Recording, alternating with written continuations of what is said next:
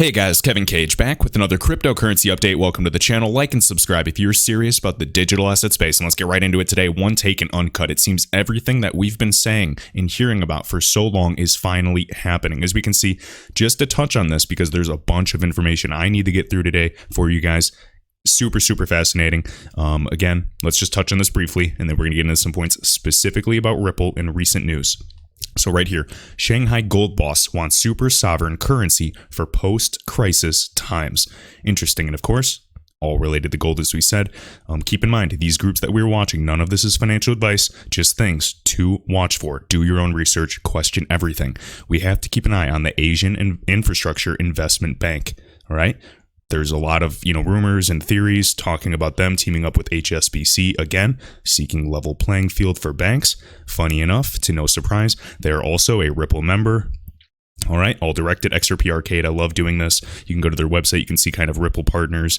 Again, customer links to confirm everything, whether they've trialed it or not. Maybe they've only done a proof of concept, etc. Things of that nature. Again, you can even do that with UBS, of course. You can see UBS here is a RippleNet partner. ATB, of course, we saw ATB and Respank do the XRP trial back in the day, all related to SAP. SAP's, again, using the Ariba network. Goldman Sachs is backing them. Steve Mnuchin, formerly the the chief technology officer for Goldman Sachs, and of course his buddy, former counselor, is Craig Phillips, 30 years at BlackRock as well, or 30 years of financial experience, not at BlackRock, just in totality, excuse me.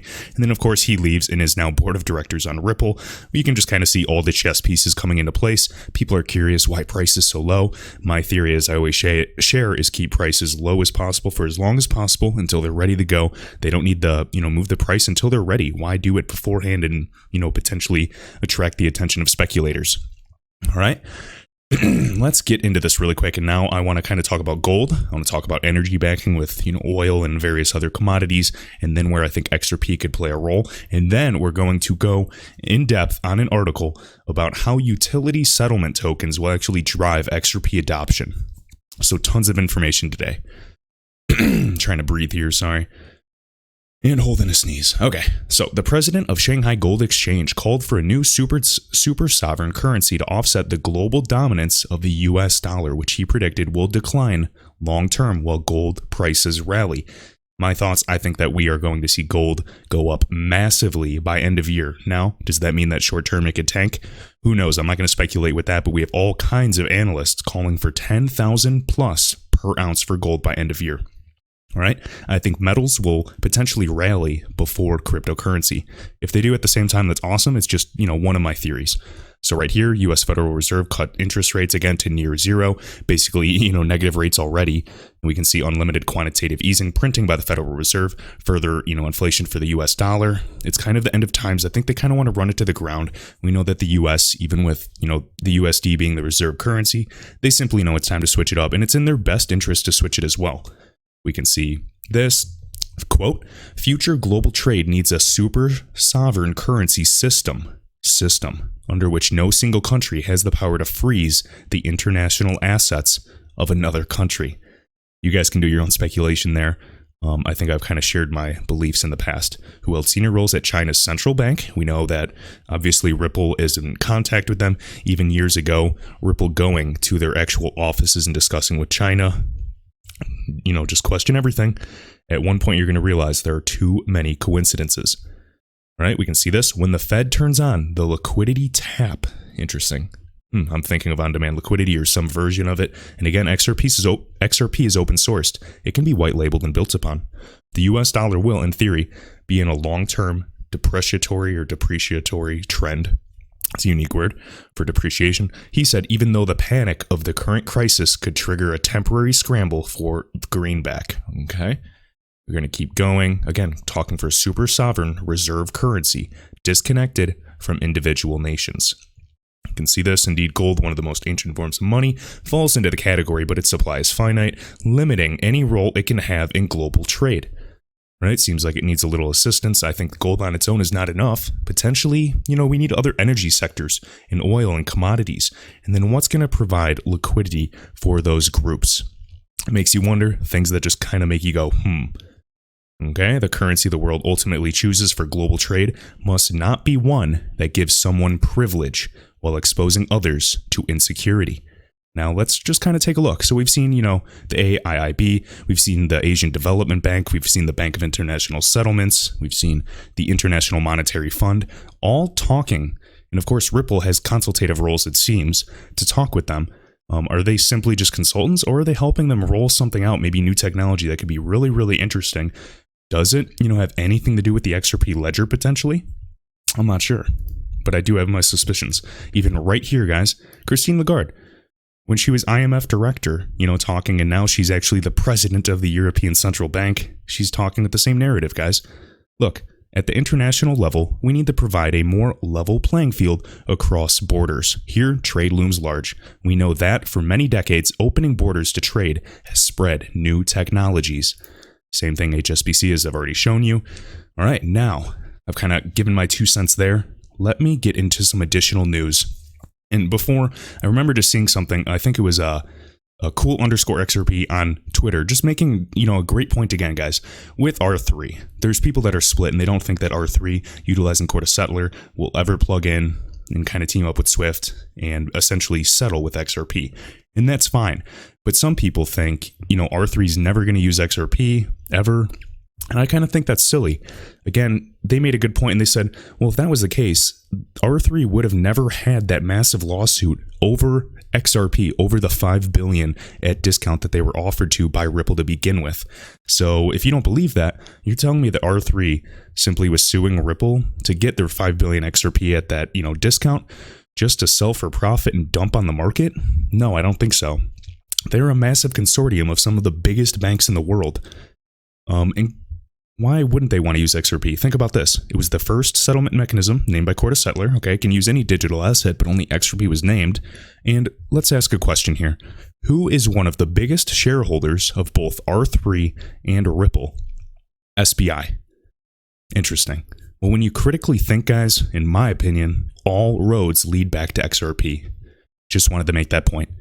Okay, so I want to share with you. Oh, and by the way, this article was actually sent to me by Pacho Muchacho, so thank you, sir.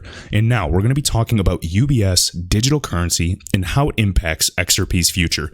And this was actually sent over by Pops MGMT, an awesome black belt in Brazilian Jiu-Jitsu. So he was actually kind of going and commenting under Green Eggs and Ham's post and just kind of talking about, the potential threat for XRP. So I want to go over this in better, more depth and detail and really hammer home some points because this is a very well-written article. And just so you guys know, as disclosure, we have references down below. And they do have a disclosure. Information was compiled from secondary sources. And yes, they are an XRP holder and enthusiast, not a financial expert. And again, you guys have to do your own research, connect the dots, and see where it makes sense for you. So let's get into this, because I love this article. Very well written. Ooh, and I almost forgot. I wanted to show you this quick clip. Again, this is Michelle Bond, Global Head of Government Relations, Ripple. I believe this was from a few months ago. In short, guys, even Bordeaux XRP summarizes this clip. We are directly regulated, the company Ripple. Our clients are only regulated financial institutions. We comply with AML and KYC, BMS, etc., etc. Now, essentially, guys, she says right in this clip, we're working with the top 50 governments.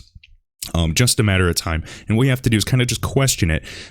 This was a while ago, so I assume it was like at least a few months ago. Now, what you have to kind of question is, what have they accomplished since then? Of course, there's so much work left to be done. But if they're already connected to RippleNet, Ripple, again, used to have XRapid, the part of the X series, and they kind of differentiated the names. They have their step process of getting them on RippleNet, getting them to use XCurrent, and then eventually going to XRapid. Now, they completely changed it. It's just a RippleNet, and it already has built-in capabilities for on-demand liquidity.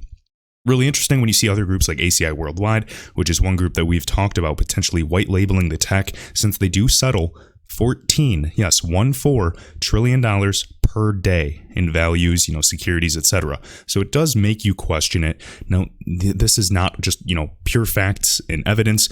If everything was already thrown at you, the price of XRP would be high. Thered be no opportunity to make money. People ask that. Oh, it's not proven, doesn't mention XRP.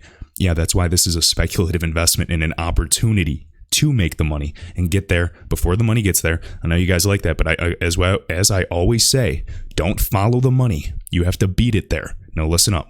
Wide, we're actually actively engaged with 50 different governments, and we're making sure.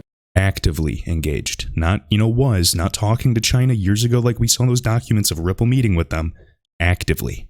Why are they actively engaged? Who are they working with? What are they planning? Are they merely just consultants? Are they really just helping these banks improve their, interface and messaging and API connections? Or are they actually helping them see the benefits of not just DLT, but XRP as that choice of liquidity? Remember in the previous video, the universal bridge asset, not one of them. To comply with all AML, BSA, CFT, and other requirements. Our company, I know that a lot of people have the misperception that, blockchain is completely unregulated, et cetera. But not only are we directly regulated, we have a money services business license with FinCEN. We also hold a New York State Department of Financial Services BIT license, but we are not. And that guy that kind of basically wrote the framework for the BIT license is, guess what? A part of Ripple. Consumer facing in any way. And that means that the entities that we partner with are not consumer facing in any way. They're not consumer facing, guys. This is institutional money. We are not their target market. This is why I hold, not financial advice again, every time I name it something I hold, because I don't like to share everything I hold. I do hold some Stellar Lumens, XLM, as kind of a mere hedge for the cross-border market. I do believe that, XLM may play a role, and it may be extremely significant. I keep up on the news daily, and I don't really share, XLM news here on this channel because I just see XRP being one of the bigger players. But as I always say, I think XLM will be kind of retail-based. XRP will be more institutional-based. Kind of XRP is the gold in this scenario, whereas XLM will be the silver. Now, there's going to be plenty of great projects. I'm merely talking about cross-border. I'm not trying to compete with any other project or talk about, VeChain, Cardano, Tezos, Chainlink. I'm bullish on all of them, to be honest. I'm just sharing these two right now, okay? And that means that the entities that we partner with, particularly who use RippleNet, our global system for cross-border payments, those entities are all financial institutions that are regulated. And these financial institutions all are connected and work with central banks. Again, the core ledger of the central bank is where settlement with finality has to occur. This is literally what Ripple is aiming to tackle. Even if R3 or any other group that wants to utilize XRP, they're going to the bottom of that hierarchy of that kind of payment pyramid. They want to work on the settlement layer at the core ledgers of these central banks. That is massive. That alone should be a reason to, that's why I kind of have my friends and family, like, even if they don't believe it and, they haven't done the years of research I've done, they throw $20, $50 at it and just, set and forget it. And I think that they're going to be very happy someday. Now, that is just my opinion. Do your own research. And yes, I'm bullish and I can't really hide that fact.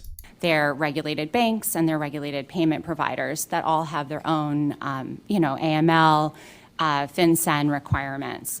So we very much operate within the regulated framework.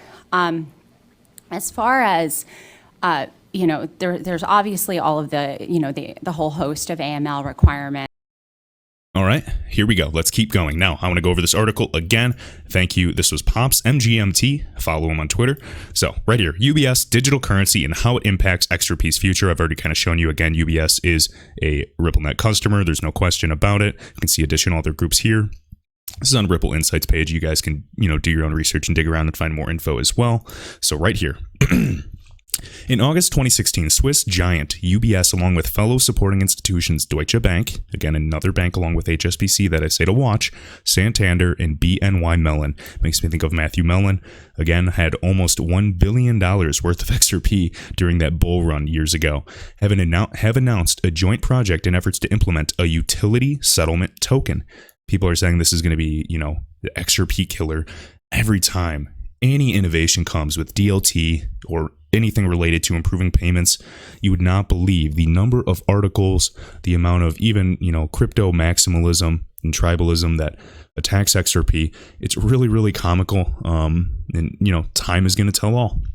So right here, the utility settlement coin, which we will dub Bank Coin, in the vein of Brad Garlington's, that's kind of a joke, Brad Garlinghouse, on this subject matter last year uses the power, and a lot of people kind of tease and they call him Bread Garlington, Garlic House, etc. So it's kind of an inside joke in the community here. Uses the power of blockchain to create an interbank digital currency to make transactions between financial institutions more efficient. Bankcoin was initially developed by UBS, who subsequently brought the aforementioned banks into the fold sometime before August 2016. All right, so now, as we keep going, current transactional machinations are indeed time-consuming and costly. What XRP holders are wondering is how Bankcoin will impact XRP's positioning in the market if banks are developing their own blockchain-powered cryptocurrencies. So are they a threat? What is UBS's utility settlement token? And I'll probably just refer to this as their settlement coin. And how is it similar or different to XRP? All right. Utility settlement token is not an asset. It's actually a liability. Why does this matter? In the case of utility settlement token, UBS has already announced their plan to back the digital currency with a conglomeration of fiat currencies. To keep it simple, utility settlement token and others like it are going to be backed in the value by US dollar, euro, yen, or some mixed currencies depending on the issuing bank. All right. Once a digital, and again, this is full of, kind of counterparty risk as well, but we'll kind of get into that and address why it, isn't as well.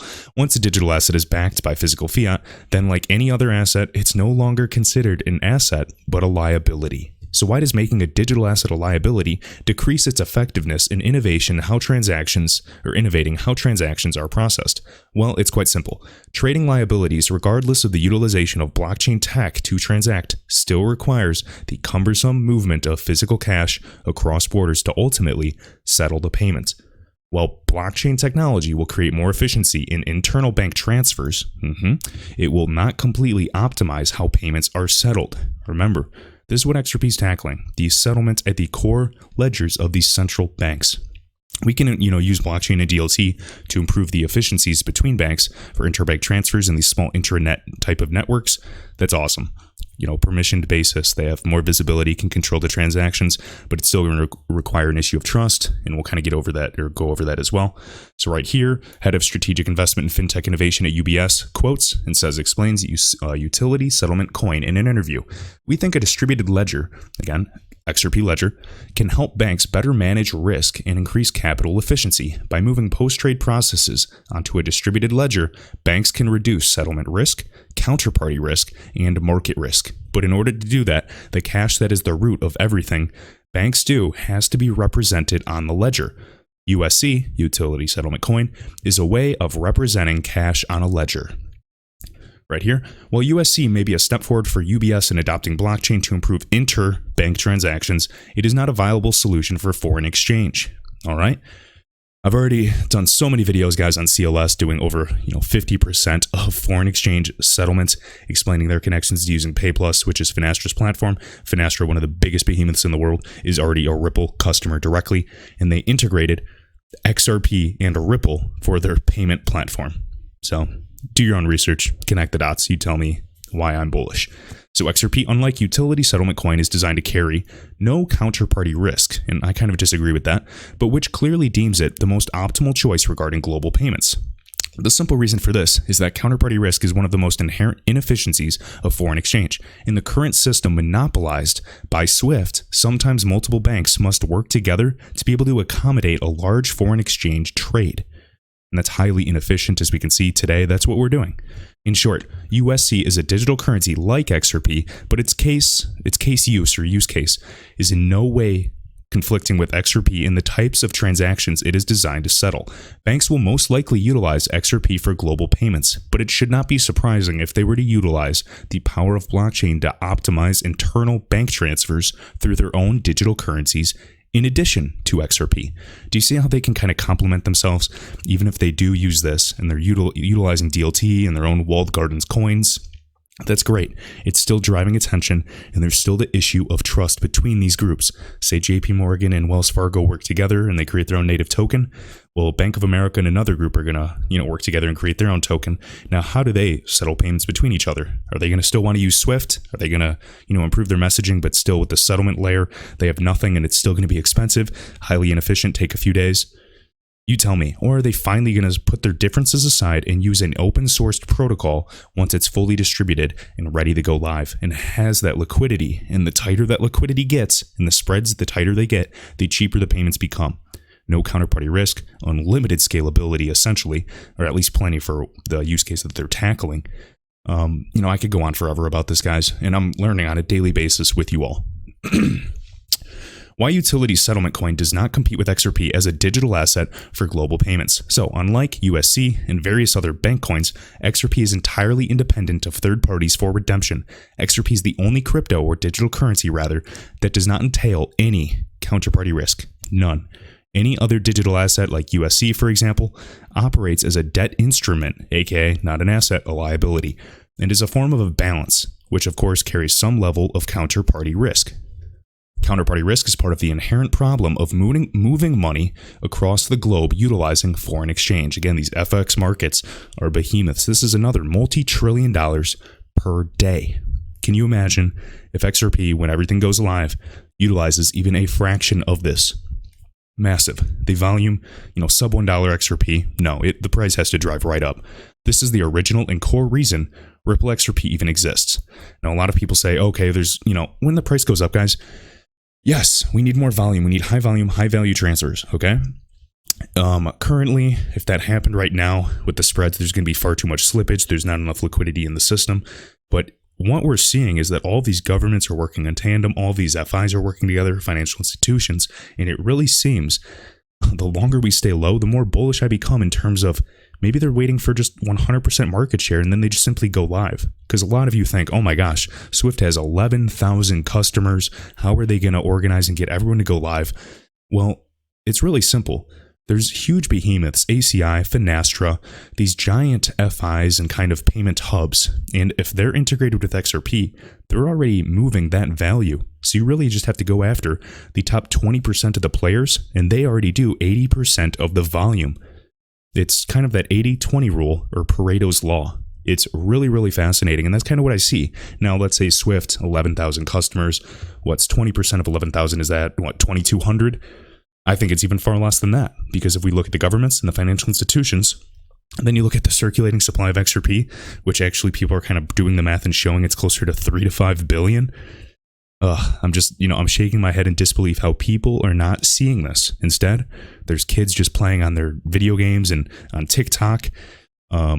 It's just, and too many people are just keeping up with the Kardashians instead of realizing what is happening in front of them during this crisis, this stay-at-home mandate. There's more going on, and I'm sure I'm only seeing 1% of this related to XRP. I bet there's plenty of other opportunities I'm missing as well. I'm not perfect, but this is one thing I'm just paying attention to, and it's quite obvious at this point.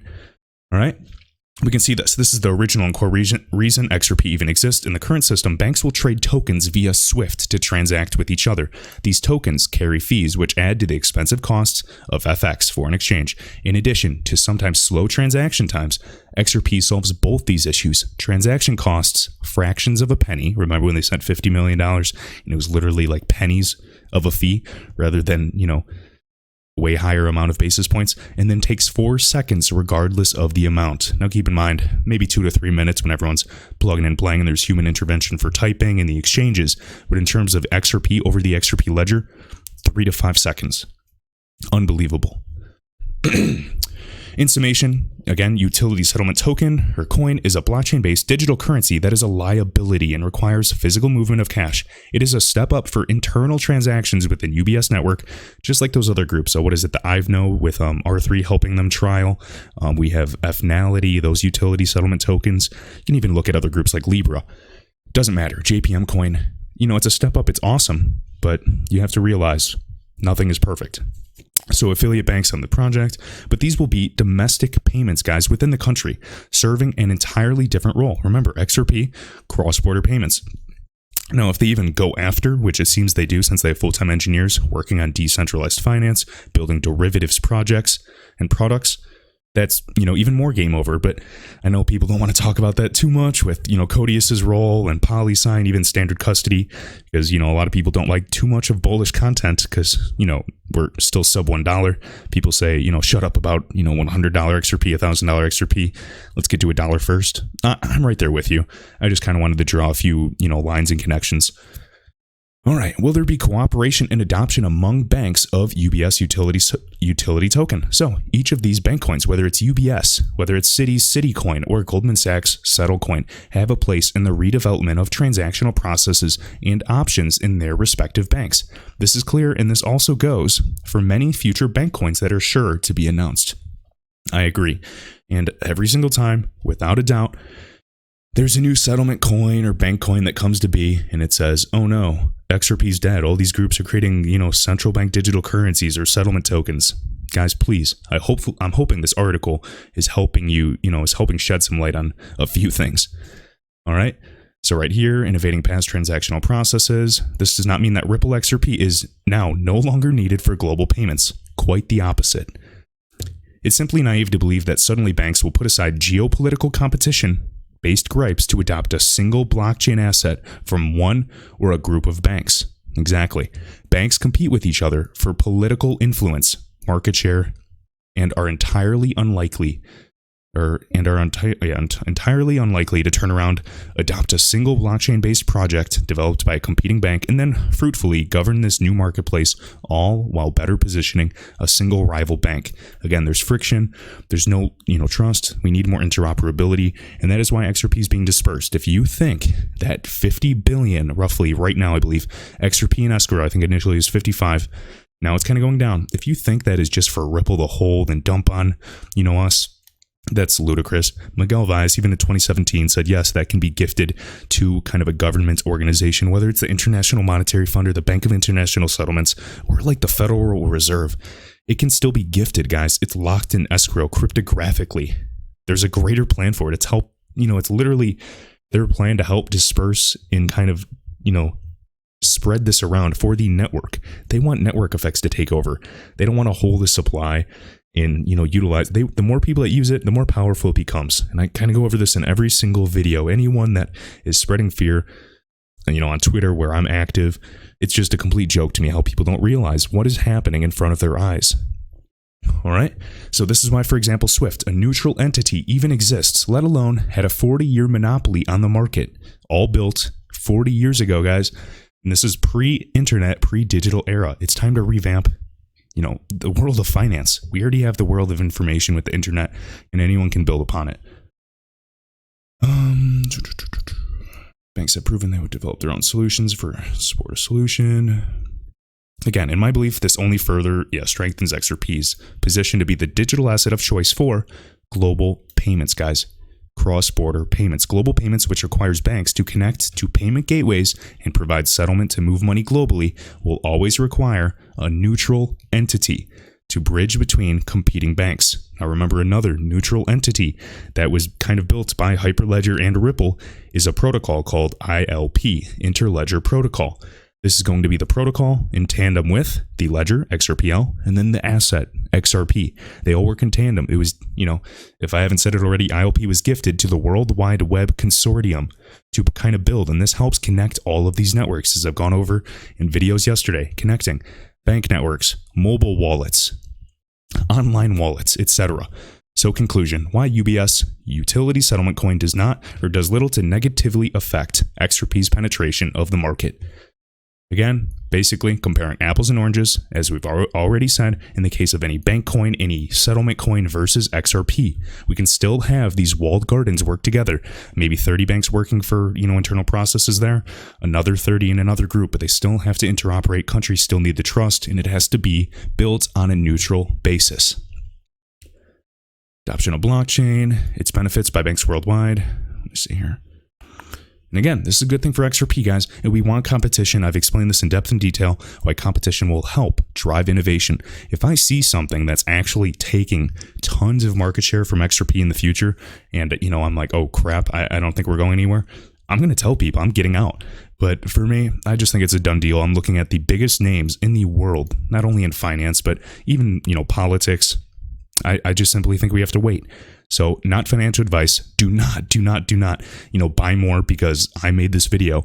The only thing I'm encouraging from this video is you guys to do your own research, question everything. You can even look at the sources of this article. Thought it was well written and I wanted to share it. Keep in mind, this was an XRP holder and enthusiast, not a financial expert, but you guys can kind of source it and kind of decide for yourself. All right. Trying to think if there's anything else I'm missing here. I think we are good, guys. Remember to check the links in the description for all things related to cryptocurrency. I appreciate all of you. Be sure to like and share this video around, and I will see you in the next one.